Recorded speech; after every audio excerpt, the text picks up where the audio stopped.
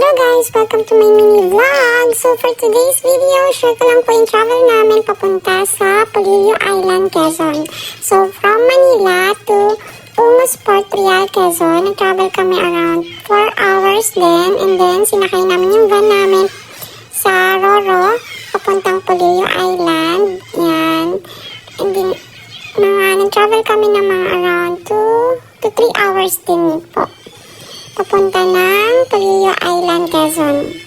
Tapos, ayan, nakarating din kami ng maayos. Napaka-peaceful ng dagat yung papunta namin. And then, syempre, first time po namin nakarating dyan. Yan, welcome to Polillo, Quezon.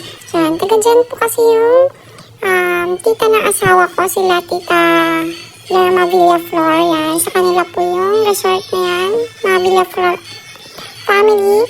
And thank you po sa pag-accommodate sa amin dyan sa Las Palmas Beach Resort. Napakaganda ng place, napaka-peaceful. And then, yan yung mga rooms nila, may mga aircon na rin. Pwede po kayo mag-inquire sa mismo page nila sa Las Palmas. And then, yan yung yoga nila sa likod. Bali, dyan po yung yoga nila sa likod is nasa 6 hectares. Dyan. Yan, ang ganda. Ang linis ng place. Tapos, ayan yung Las Palmas. Yan yung dagat nila dyan sa harap lang. Yan, ang ganda ng dagat. Ang linis. And then, ang pino rin po ng sand nila. Ayan, morning po kami. High tide po nung time na yan. Eating time. Yan, ang sarap din ng mga isda nila. Napaka-fresh. Kakahango lang sa dagat ng binilata namin. Ang tawag nila dyan is bandog. Pero sa atin is talakitok. Yan. Medyo nag-low tide na siya kasi tanghali na po that time.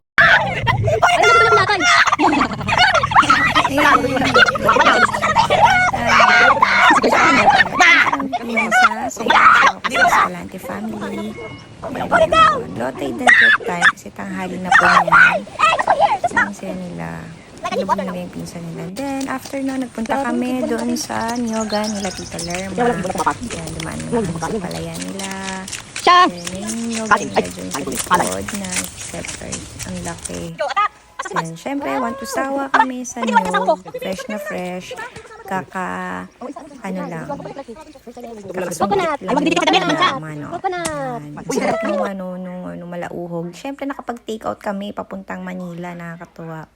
Ang dami namin nauwi. Tapos, syempre, afternoon, drinking time, margarita, and then yan, sa gabi